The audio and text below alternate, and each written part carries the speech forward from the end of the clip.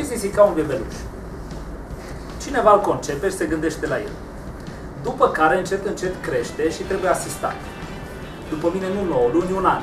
Trebuie asistat cu foarte multă atenție.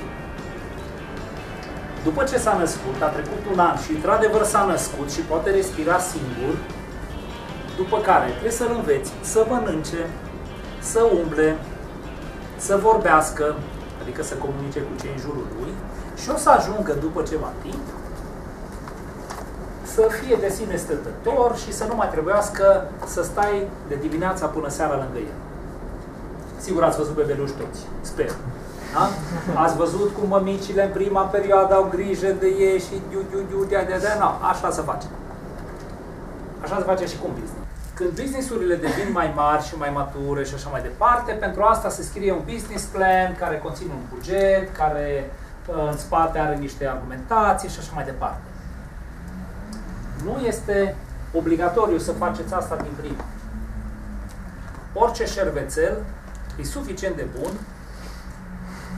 pentru prima fază. Și după mine, o idee de business în faza în care sunteți voi, dacă nu încape pe un format A5, e prea complicat pentru noi. Trebuie să faceți niște business-uri simple la început ca să vă puteți arunca niște business-uri complexe. Exceptând cazul în care aveți în familie, în apropierea voastră, la îndemână și disponibil niște oameni foarte pricepuți pentru o idee ceva mai complicată, keep it simple. Faceți lucruri simple la început. Cumpărați niște pate de gâscă, vindeți niște pate de gâscă.